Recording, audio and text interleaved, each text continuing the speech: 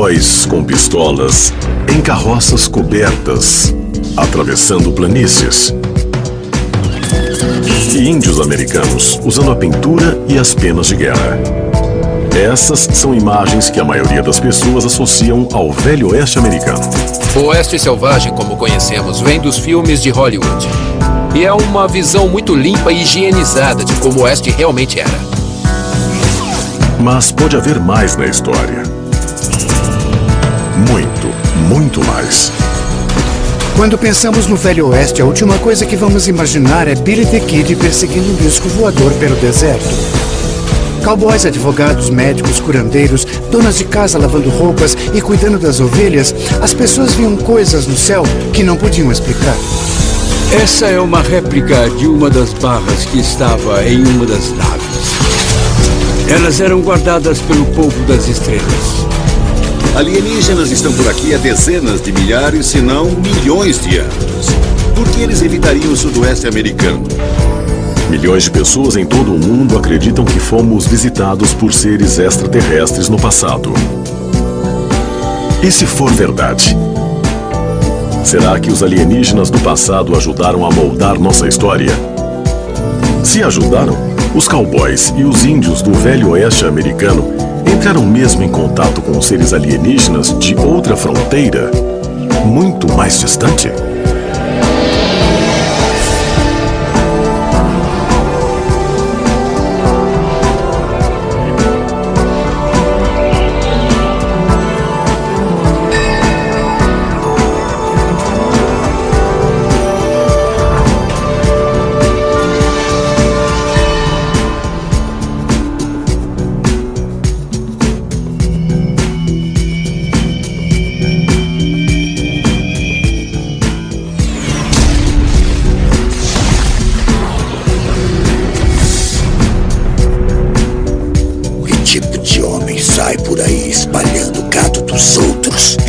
Você tem que acreditar, tinha uma luz forte. Sim, então veio uma luz forte, você caiu no rio e quando voltou a si, 2 dos meus melhores homens desapareceram.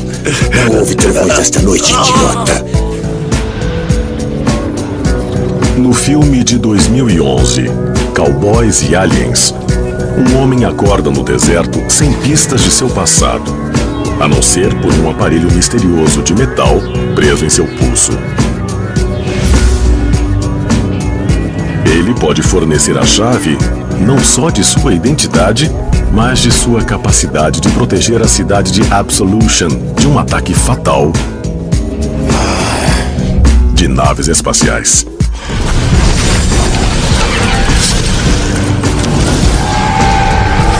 Baseado nos quadrinhos de Scott Mitchell Rosenberg e dirigido por Jon Favreau, Cowboys e Aliens.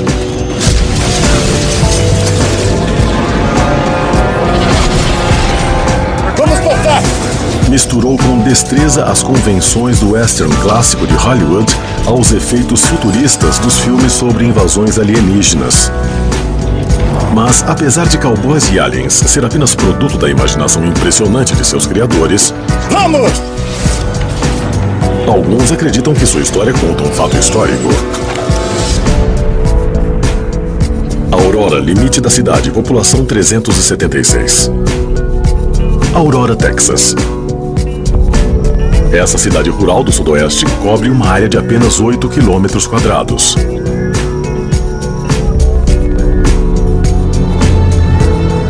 Lápides no cemitério local marcam o descanso final dos fazendeiros e trabalhadores da área. Mas um corpo supostamente enterrado aqui não tem lápide alguma. O cemitério de Aurora foi fundado em 1861, no início da Guerra Civil Americana. A Comissão de História do Estado do Texas tem uma placa aqui dizendo que o cemitério é conhecido por causa da lenda de que uma nave espacial caiu aqui perto em 1897. E o piloto morto no acidente foi enterrado aqui. Cemitério de Aurora, fundado em 1861.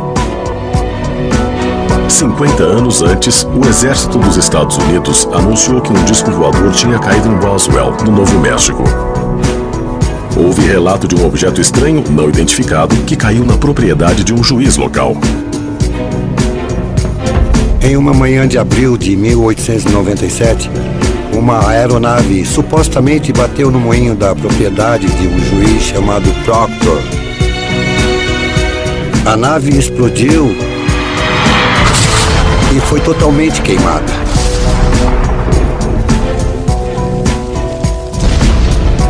Houve uma explosão. Naquele tempo, isso foi antes da televisão, antes do avião a jato, qualquer barulho grande chamava atenção e teve um impacto no chão. Então eles sabiam que algo muito forte tinha acontecido. O grande viajante aéreo. Um repórter que chegou no local disse que havia uma área enorme com escombros e também havia restos queimados do que parecia ser uma forma de vida de outro planeta. O ocupante, descrito como inexplicável pelas testemunhas, recebeu um enterro cristão e foi colocado numa cova sem nome. 1897. Foram 6 anos antes dos irmãos Wright fazerem a experiência do mais pesado que o ar. Então, por isso eu considero a queda da nave em Aurora uma evidência da existência dos OVNIs, porque isso aconteceu 6 anos antes de qualquer coisa feita pelo homem estar no céu. Testemunhas dizem que os escombros do acidente foram recuperados por policiais locais e nunca mais foram vistos. Outros dizem que o juiz Proctor os atirou em um poço profundo. Durante décadas, o incidente foi totalmente esquecido. Até em 1945, um homem chamado Brawley Oates, que tinha comprado as terras de Proctor, dizer que estava tirando sujeiras do poço quando sofreu um caso grave de artrite. E ele diz que seria resultado de água contaminada. Ele acreditava que a água do poço... que a água do poço continha algum tipo de elemento que causou sua grave artrite. Foi um caso de artrite muito grave que acabou por matá-lo. Então muita gente hoje especula se o poço não seria contaminado por algum agente radioativo, que seria a explicação para a sua artrite. Nós descobrimos que pessoas que usam aquele poço ficam doentes. E então, num determinado momento, os descendentes dessas pessoas decidiram cimentar o poço. O incidente de Roswell, em 1947, também começou a gerar controvérsia sobre o incidente de Aurora, dessa vez em relação ao corpo estranho que supostamente ainda estaria numa cova sem nome. Pesquisadores queriam exumar o corpo, mas a associação do cemitério local não permitiu. Minha primeira pergunta é por que não? Que mal tem? Como historiador, me deixa desconfiado quando alguém tenta esconder algo e diz que você não pode fazer uma coisa. Eu descobri a história de Aurora em 1973 e estive lá antes da lápide sumir. Provavelmente sou um dos poucos que ainda se lembra de qual era o lugar onde ela ficava. A pequena cova ficava bem aqui. Ela é pequena, do tamanho de uma criança ou de alguém bem pequeno. E a pequena lápide, a pedra, ficava bem ali. Alguns anos atrás, cientistas com radar penetrante verificaram que realmente havia uma pequena cova aqui. Em 1973, Bill Casey era o jornalista de aviação do Dallas Times Herald e eu trabalhava para o Star Telegram. Nos encontramos aqui. Ele tinha um detector de metais e verificamos 3 leituras de metais na cova.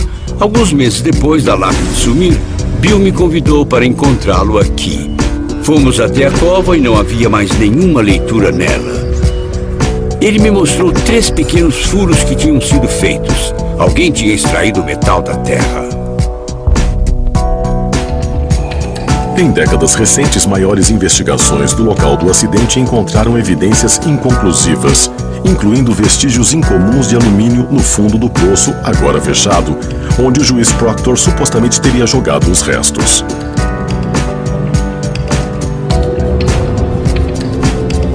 Os eventos que aconteceram numa fazenda do Texas nas primeiras horas de 17 de abril de 1897 seriam evidência de um encontro com alienígenas. Se forem, podem ter sido o primeiro evento do tipo a ocorrer na região oeste americana? Ou foi apenas um entre vários?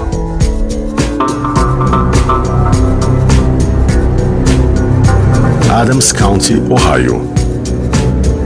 No final do século XVIII, o presidente George Washington recebeu terras inexploradas além dos Montes Apalache, dadas a veteranos da Guerra Revolucionária em parcelas de 240 hectares como pagamento por seus serviços. Mas quando os colonizadores chegaram, eles encontraram a maior parte da terra coberta de milhares de montes funerários de índios. E um deles era bem diferente do resto. Imagina só você seguindo pelo oeste e de repente encontra esse gigantesco monte em forma de serpente. O que se tem é uma estrutura gigantesca que está lá no meio de uma paisagem muito interessante. O Monte da Serpente foi um dos incríveis e misteriosos montes encontrados pelos primeiros colonizadores quando vieram para os Montes Apalache. Havia milhares deles, mas o Monte da Serpente era especial.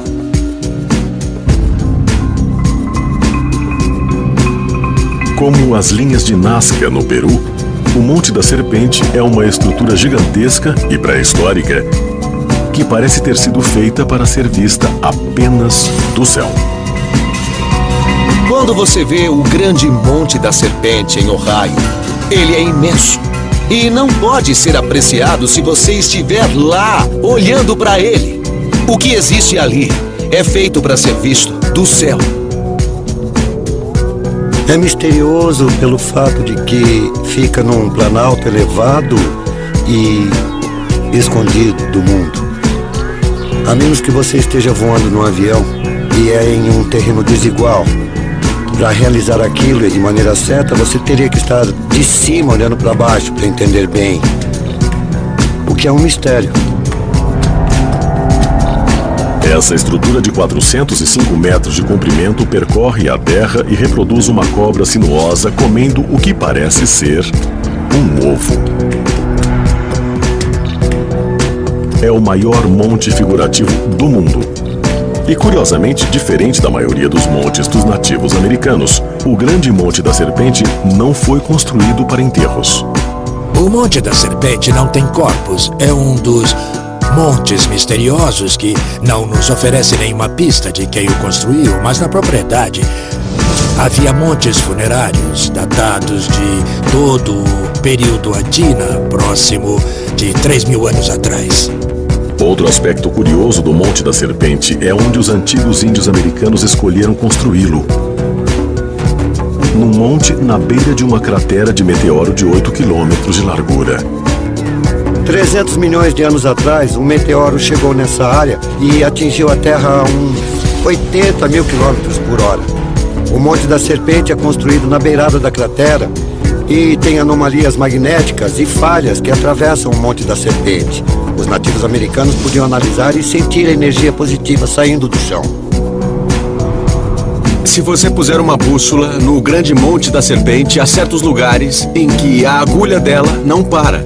Então, obviamente, há campos magnéticos estranhos lá. E também anomalias gravitacionais. Diz o mito que quando os índios americanos vieram para cá, viram aves parecidas com pombos passageiros ou pombos correios, rodando aos milhares. Porque dentro do crânio dos pombos havia uma pequena hematita ou magnetita que os orientava. Mas eles não conseguiam saber onde ficava o norte. Pode imaginar milhões de aves voando em um círculo de 8 quilômetros de largura? Além de criar anomalias magnéticas, o meteoro também depositou vários elementos não naturais da área, incluindo um dos elementos mais raros da Terra, irídio. Quando nós analisamos o Monte da Serpente, descobrimos que ele não só tem ferro, ele tem urânio e também tem irídio. Irídio pode suportar temperaturas de até 2.000 graus Celsius. Ele não é corrosivo e é usado em naves espaciais não tripuladas. Muito do irídio vem do espaço, mais do que é encontrado na Terra. Usa-se o irídio para circuitos termoelétricos. As sondas espaciais profundas incluem uma fonte radioativa, porque ela é a única coisa que pode fornecer energia suficiente quando se está além de Júpiter e não há luz do Sol e não há nada. Temos ferro, irídio e urânio. 3 substâncias que definitivamente não devem ser consideradas de qualquer utilidade para os índios americanos. A questão então é para quem eles seriam úteis. Teóricos dos antigos astronautas acreditam que extraterrestres podem ter vindo a esse lugar para minar irídio para sua nave espacial e apontam várias cavernas encontradas na cratera abaixo do monte como evidência disso. Bem aqui podemos ver uma dessas cavernas. É bem grande. E já que se acredita que esse lugar tem muitos milhões de anos, há uma chance de haver muitas cavernas. Se visitantes alienígenas realmente vieram aqui minar irídio e outros elementos, isso poderia explicar por que o Monte da Serpente foi construído numa escala que tornou sua forma visível do céu. O Monte da Serpente é uma marca do espaço de acordo com os índios Shawnee. Eles estão convencidos de que os viajantes do espaço usavam o Monte da Serpente como marco. De acordo com o ancião Zuni Clifford Mahuti, os Shawnee não são os únicos índios americanos a acreditarem que o Monte da Serpente tem uma relação extraterrestre. Os ancestrais das estrelas contaram aos índios americanos de onde vieram e como eles deviam realizar seus rituais. Acredito que os construtores do monte foram tribos indígenas que tinham contato com extraterrestres. Isso é a essência da nossa cultura. E os montes eram um lugar onde nós praticávamos e aprendíamos com aqueles seres que vinham de fora desse mundo em visita. Teóricos dos antigos astronautas também apontam a localização e a forma do grande Monte da Serpente como prova de suas origens extraterrestres. A própria serpente foi alinhada com uma constelação que tem sua ponta na altura do céu da noite de 5.000 anos atrás, a constelação Draconis. Ela foi usada para alinhar a Grande Pirâmide. Junto ao alinhamento com as estrelas de Draconis, as dobras do Monte da Serpente também se alinham com os eventos solares do solstício e do equinócio, assim como o ciclo lunar do ano 18,6. Esses alinhamentos astronômicos precisos sugerem que o Monte da Serpente servia a um propósito maior que ser apenas um marcador.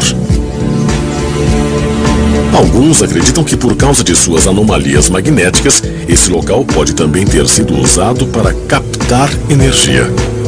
Essas anomalias magnéticas, essas falhas, atraem luz.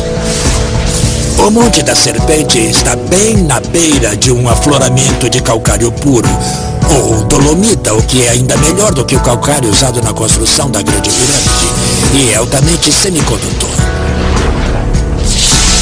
Isso é o que eu chamo de Pedra do Monte da Serpente, que é uma configuração incomum que parece ser feita de um tipo de dolomita diferente da existente no afloramento da serpente.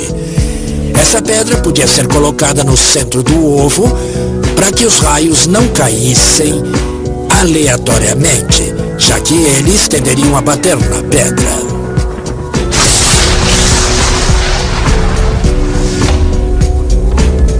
O Monte da Serpente pode ter sido fonte de grande energia? Pode ser uma tecnologia alienígena avançada, perdida de algum jeito? Quando eu vejo nossa história de construção de monumentos antigos como Stonehenge, a Esfinge, as pirâmides, os templos maias, isso me diz que não importa o quanto sejamos avançados em tecnologia hoje, perdemos o conhecimento de algo imenso que veio milhares e milhares de anos atrás. E é uma tragédia que não só tenhamos esquecido como utilizar, mas que releguemos isso ao reino do folclore e da mitologia. Quando os para-raios foram eliminados, a cultura nativa caiu na escuridão de novo há uns 5.000 anos. Mas Mas sabemos que se as profecias foram reais, o Monte da Serpente será relativado um dia. E quando essa reativação ocorrer, esse será o início da restauração da Terra. O Grande Monte da Serpente foi mesmo um ponto de visitas extraterrestres antigas. Se foi, também seriam reais as lendas de outros encontros alienígenas ainda mais bizarros no oeste americano?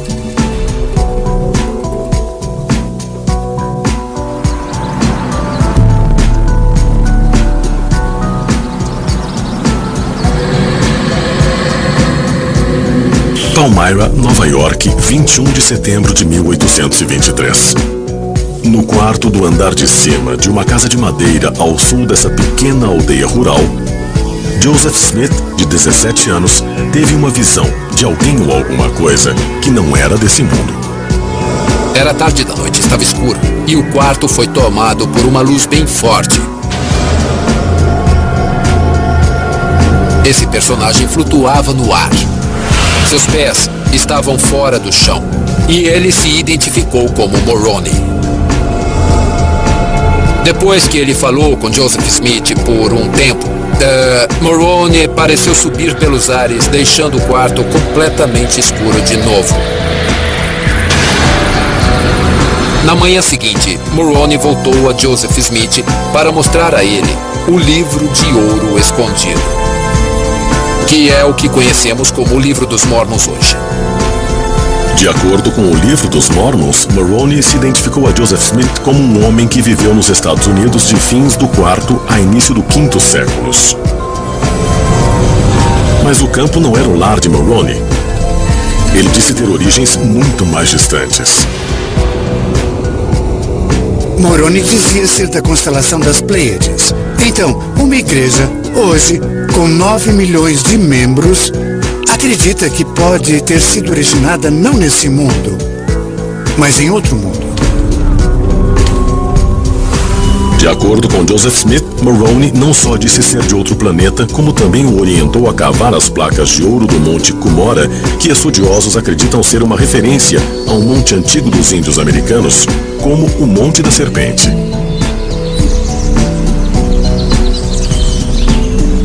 Desde então, nós descobrimos que em montes funerários e outros montes figurativos na região dos índios há tais placas. Essas tábuas escritas foram encontradas não só na América do Norte, mas também na América do Sul. Essa entidade ordena que Joseph Smith faça uma busca por um objeto material que sabemos que pode ter sido uma descoberta arqueológica. Mas se Moroni era um ser espiritual ou metafísico, por que ele daria a Joseph Smith objetos materiais para que se traduzissem as placas? De acordo com teóricos dos antigos astronautas, Moroni poderia ser um ser das estrelas, um extraterrestre, cuja missão seria passar a Smith e a seus seguidores o conhecimento avançado dos construtores do monte. No mormonismo, muito da teologia deles é direcionada a essa ideia de Deus e de vários anjos e vários seres espirituais vivendo em planetas diferentes.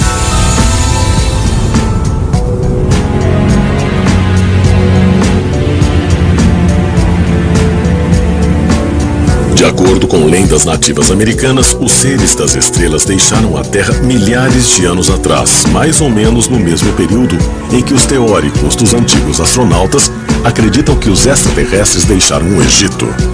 Mas se a visão que Joseph Smith teve de Moroni foi real, seria esse encontro não só espiritual, mas extraterrestre? Se foi, talvez tenha havido outras visitas alienígenas que aumentaram o interesse nas estrelas durante o século XIX. No século XIX, as pessoas estavam muito interessadas em astronomia. Havia uma ideia de que poderia haver vida em outros planetas. Com frequência, as luzes do céu foram atribuídas a possíveis visitantes de outro mundo. Joseph Smith sentia uma conexão tão forte com os índios que ele acreditava poder guiá-los a uma nova terra sagrada que ele chamava de Novo Sião.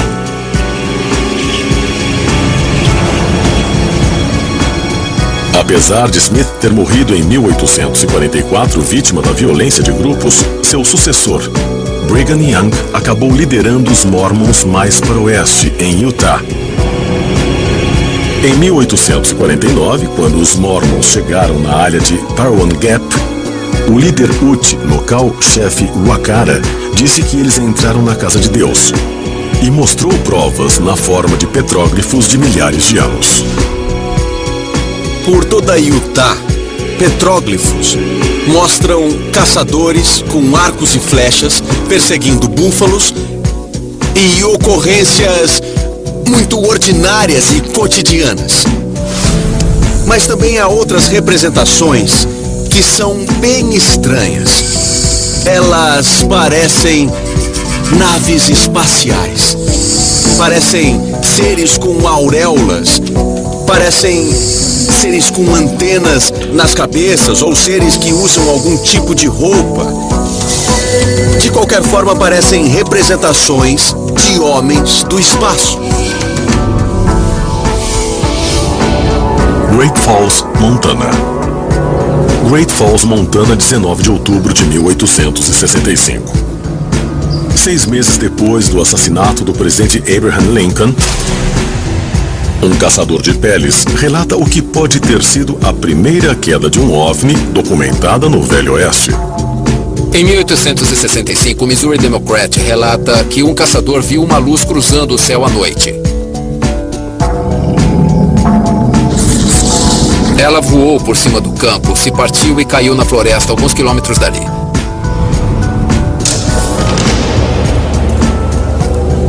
No dia seguinte, ele a rastreou e encontrou uma pedra grande incrustada na lateral de uma montanha. Ela estava oca, estava quebrada. Ele disse que havia câmaras dentro dela e imagens de hieróglifos. E havia um líquido misterioso derramado na área. O jornal chegou a sugerir que seriam veículos meteóricos de alienígenas vindos de Mercúrio ou Urano. Então, a ideia de quedas de OVNIs era explorada no século XIX, quase 100 anos antes de Roswell.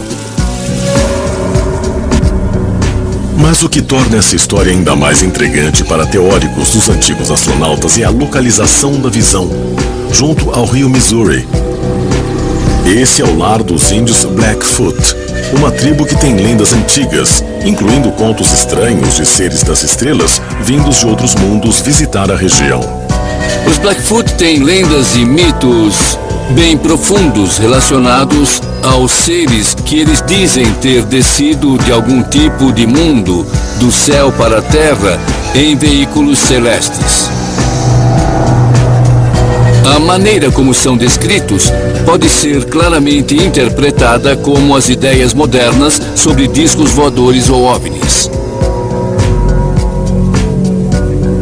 O objeto que o caçador de peles de Montana diz ter encontrado seria um dos artefatos alienígenas descritos nas lendas Blackfoot? E as marcas seriam as mesmas que Joseph Smith encontrou nas placas de ouro? Para alguns índios americanos, como o chefe Alce de Pé da tribo Yankton, Dakota, os seres das estrelas ainda estão entre nós. E eles ainda fazem contato com humanos. Muitos dos nossos parentes que vêm das estrelas falam em nível telepático. E alguns vieram a mim e mostraram uma barra com símbolos. Eles falaram comigo e eu os entendi muito bem. Essa é uma réplica de uma das barras que estava em uma das naves. Elas representam leis universais e eram guardadas pelo povo das estrelas. Essas são leis universais.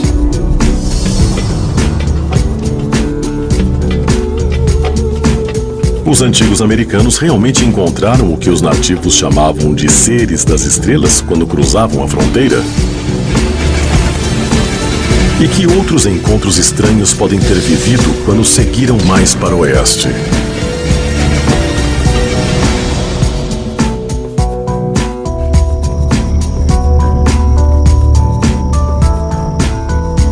Tombstone, Arizona.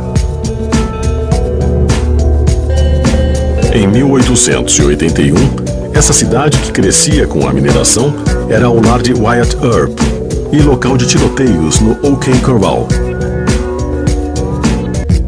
Menos de 10 anos depois, se tornaria o local de uma das visões de OVNI mais bizarras da história.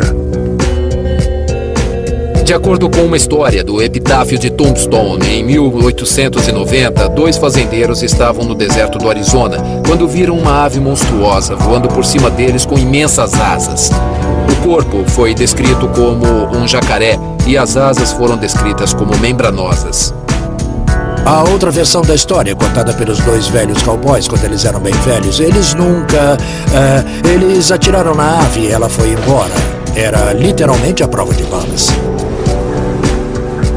Houve vários relatos de grandes aves nas quais os cowboys atiravam ou perseguiam em grandes distâncias. Eles contavam que as balas batiam e voltavam na pele de couro. Mas a história dessa ave gigante seria só uma fraude, como muitos acreditam? Ou haveria um certo grau de verdade nela? No Velho Oeste, há histórias sobre os Tommyknockers, as criaturas que viviam nas minas. O Cavaleiro Fantasma, que era um cowboy que voava pelo céu. E também sobre trens fantasmas.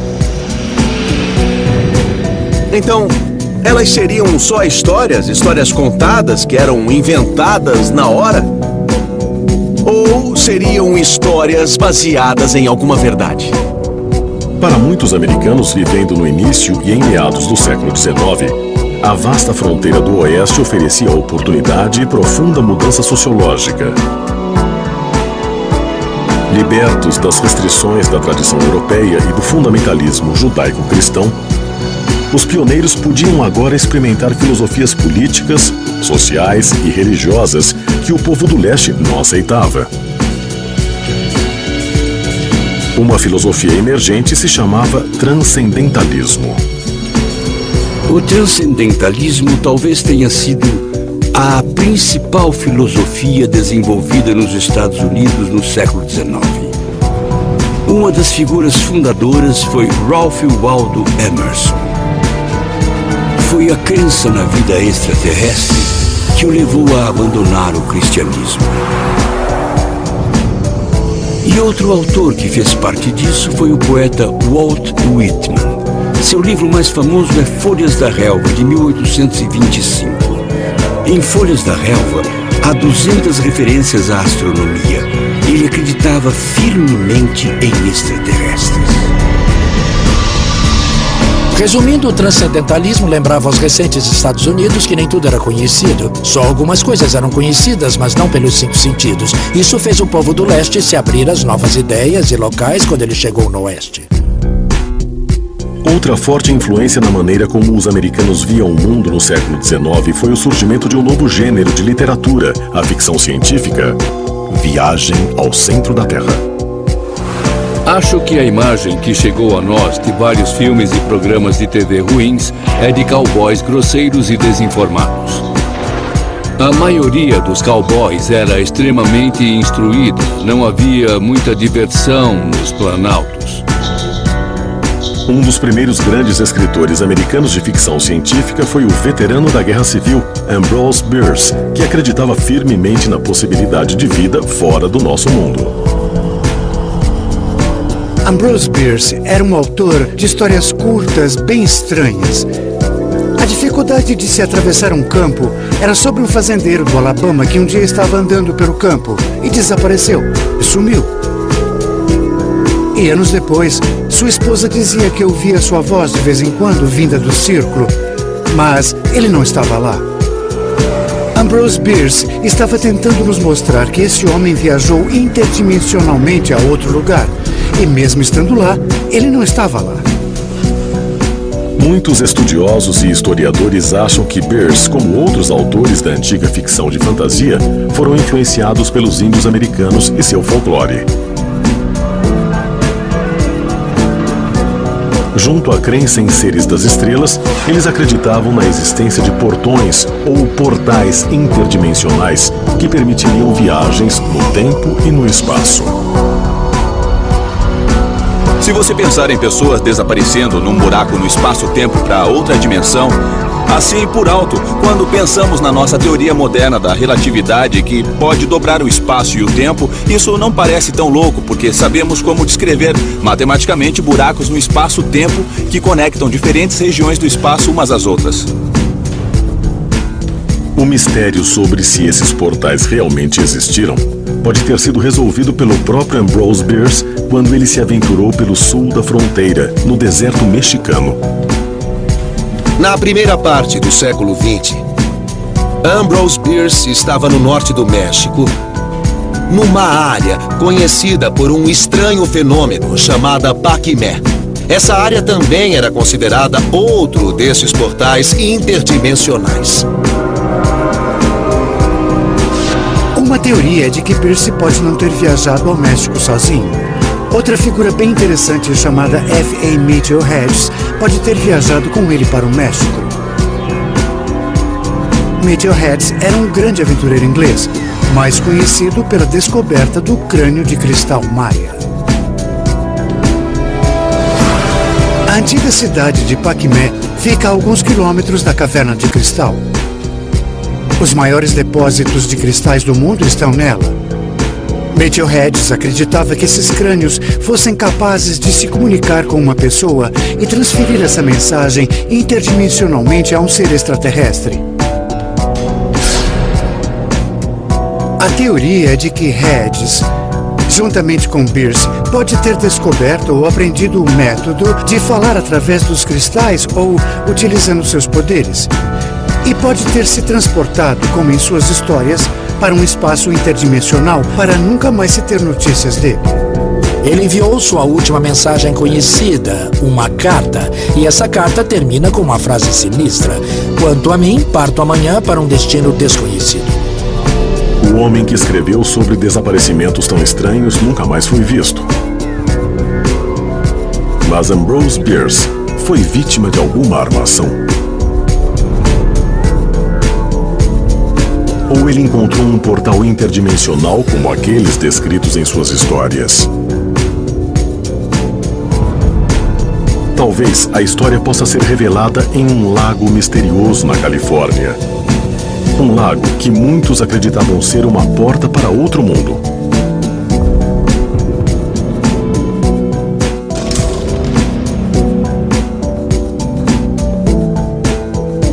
Lago Elizabeth, sul da Califórnia. Essa porção de água desértica fica na junção das placas tectônicas que formam a poderosa falha de San Andreas. Os mexicanos que colonizaram a Califórnia no século XVIII o chamavam de Laguna del Diablo, o Lago do Diabo. E dizia-se que o bicho de estimação do diabo veio a esse mundo por um portal no fundo do lago. A lenda local diz que, no fundo, há uma entrada para o mundo subterrâneo. Eles chamam de Lago do Diabo. Dizem que em meados do século XVIII, até mais ou menos 1880, algo acontecia lá que assustava os locais. Alguns ricos proprietários construíram ranchos lá. Esses fazendeiros diziam ter sido perseguidos e atormentados por um animal monstruoso que saía da água, roubava o gado e ameaçava os locais. Os fazendeiros que diziam ter testemunhado esse animal o chamavam de Ave do Trovão. E sua descrição era quase idêntica àquela da ave gigante testemunhada por cowboys em Tombstone em 1890. Um dia, um dos proprietários pôs na cabeça que iria caçar essa criatura e depois vendê-la para o circo. Então, de acordo com a história, esse fazendeiro deu alguns tiros nessa criatura que parecia ser a prova de balas e metálica. As balas batiam e voltavam. Depois disso, a ave voou para o leste e nunca mais foi vista na Califórnia. Essa tal Ave do Trovão poderia ser a mesma criatura em que os cowboys atiraram em Tombstone? E por que ela era conhecida como bicho de estimação do diabo? Eles não tinham o vocabulário que temos hoje. Então, quando aconteciam coisas que eles não podiam explicar, Chamavam de Torre do Diabo, chamavam de Lago do Diabo, chamavam disso ou daquilo do diabo. Se esquecer a religião, você pode pensar que esse seria um portal para outra dimensão, que os locais conheciam, e ele teria relação com o fato dessa entidade misteriosa estar presente naquela área específica.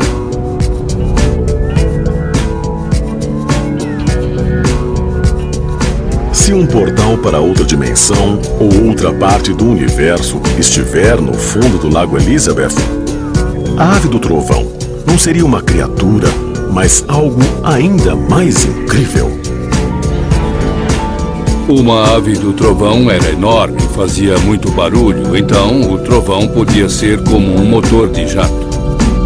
Seus olhos podiam literalmente perfurar e emanar fogo. Temos uma criatura voadora imensa que faz um som de trovão e tem luzes que voam de seus olhos. Para mim, isso significa que, sim, podíamos estar lidando com uma nave.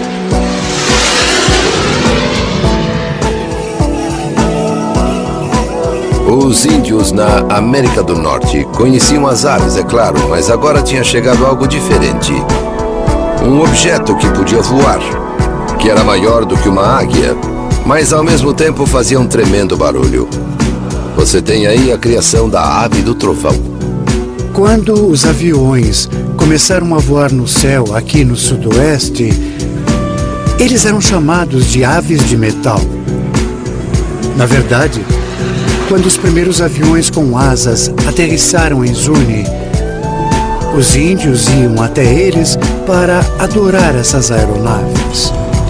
Isso me faz pensar num conceito chamado de rastreamento cultural, que é a ideia de que os OVNIs podem se mascarar para aparecer com qualquer coisa. Você vai à China antiga e eles falam em dragões voadores. Você vai aos egípcios antigos e eles falam em barcos voadores. Você vai ao período romano e eles falam em escudos voadores.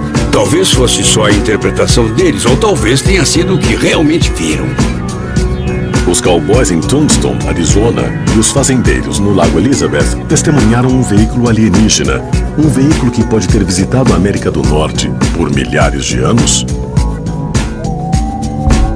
A verdade é que há histórias muito interessantes e incríveis do século XIX sobre objetos voadores e encontros e eventos estranhos. O Velho Oeste não era apenas rude, perigoso e sangrento. Também era misterioso. Foi um tempo em que as pessoas viam coisas que elas não entendiam e tinham que criar histórias para falar sobre elas. Você vê isso em quase toda a sociedade. Quantas coisas sabemos hoje que eram consideradas, eu não sei, impossíveis? Eu sempre tento manter a mente aberta quando ouço uma história. Posso não acreditar, mas não desacredito também. Alienígenas invadem uma cidade pacata do oeste e o povo apavorado pega em suas armas em uma tentativa corajosa de se defender. Um mero produto da imaginação de Hollywood? Ou filmes como Cowboys e Aliens são inspirados em casos verdadeiros?